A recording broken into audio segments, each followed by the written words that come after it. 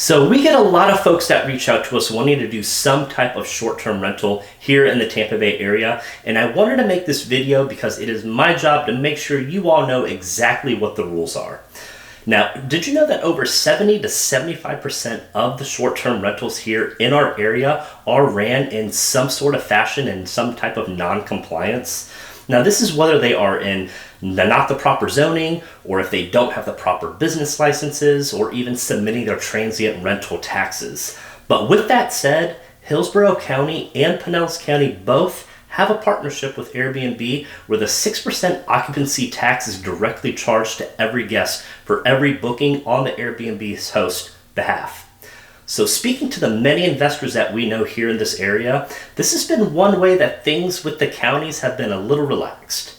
But in this video, we are going to go over the exact rules to stay in compliance, since that is exactly what we highly suggest.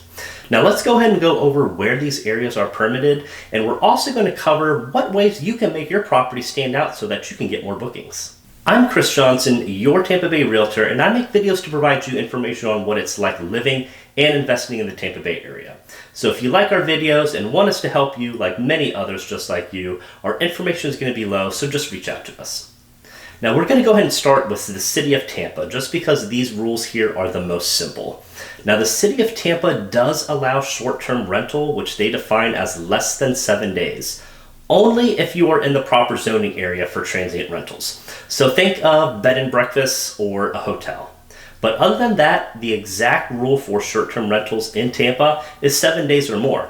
It's very straightforward, simple, and there are no other restrictions as far as zoning is concerned. So it's actually very easy to get something here because you don't have to worry about so many other hang-ups or hoops that you have to jump through. Now let's scoot over to Temple Terrace. Temple Terrace, which is located just northeast of downtown Tampa, is technically its own entity within Tampa proper, so they have their own governmental rules. Now, Temple Terrace currently has 0 restrictions for short-term rentals. So if you are looking to be 100% compliant with the short-term rental rules, this is going to be a really good area for you all to look in, because you're only going to be roughly 20 minutes northeast of downtown.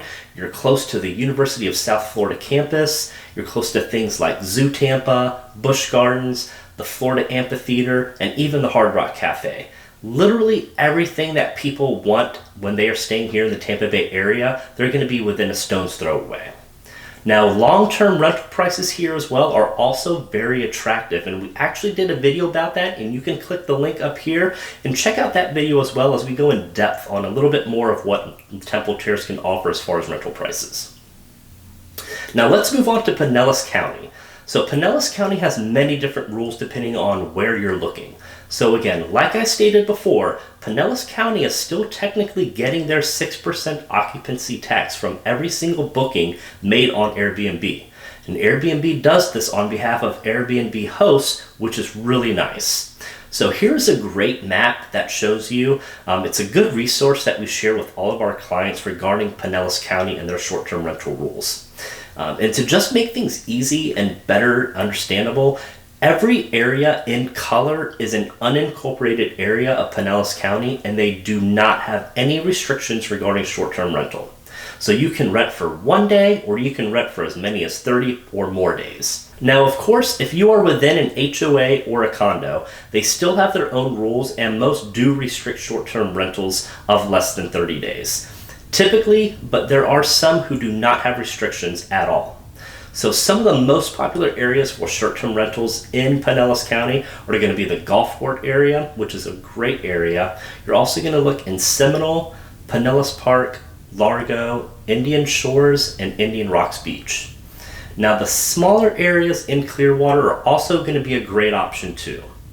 Now I want to go back and talk a little bit more about Indian Shores and Indian Rocks Beach, because these areas are super hot, and there are even condos who do not even have a minimum stay. So I always recommend these areas to anyone that wants to cater to that beach crowd, and if your budget can fit an area which would be about the mid 400,000s all the way up to the millions. Now I wanted to also go over some of the things to consider and the pitfalls that I see some Airbnb investors make. So for one, The biggest tip I can give you, especially if you're going to risk renting your property outside of the rules that I've already discussed, is before securing your property, make sure you run the long-term rental numbers as well so you always have something to fall back on. The good news in our area is that the rental rates here in the Tampa Bay area compared to home prices are very attractive, and if you're putting down at least 25% like you should for an investment property, comparing the rental rates to your mortgage payment, you should easily cash flow. Now secondly, here in Florida our grass needs water, so do not skim on your curb appeal. Many guests are coming from out of state and they want to pull up to your property with a nice warm inviting house, so this means you need to make sure you budget and spend money to water your grass. I mean, just think of some of the nicest hotels and resorts that you've stayed in. When you pull up, what do you notice? You notice clean roads, clean buildings, bright landscaping, and lush green grass. This is also going to help with your guests' stay, and it's going to give them a positive feeling, and in turn could give you some great reviews. Now another tip is to be mindful of your parking situation. Make sure your guests are not going to be having issues with parking, which in turn can annoy your neighbors, and trust me, that is the last thing you want to do. Also, make sure proper trash cans are available so trash does not pile up while your guests are staying there. Next tip is making sure you understand seasonality. You will have to adjust your prices accordingly. So just to make it easy for you, the busiest seasons for us are when we have great weather and school's out. So just think from February to April, we're going to have great weather. It's really pleasant, low humidity, and then schools are usually going to be on spring break during these months. Next is going to be June to the August months. It's summertime, it's prime traveling season, school is out. Things will then slow down again in the September to December months, but you are going to see a little uptick during the Thanksgiving, Christmas, and New Year's time as well, so make sure you plan things accordingly around these holidays. Now with all that said, plan your rates accordingly and do it early, because a mistake we see is hosts who are scrambling to get their place booked and have to lower their prices just to get them booked. Now there are a lot of smart travelers out there who are watching for this, and they will book when you drop your rates. Now these smart travelers are always booking way in advance. Now another tip is people tend to search specifically for pools and hot tubs. I mean, after all, it is Florida, so a pool is a big deal as well. But make sure you have proper maintenance and cleaning after each guest, because this can also lead to some negative reviews. So I hope this video provided you some great value on the proper steps, rules to take when looking to invest in short-term rentals here in the Tampa Bay area. If you need further guidance, please reach out to us, as we love helping folks secure a great property here. Make sure you give this video a like, subscribe to our channel for our future videos. We provide you the information and the truth on what it's like to live here and invest here. So if you want to work with us, send us a message, and as always, we'll catch you on the next video.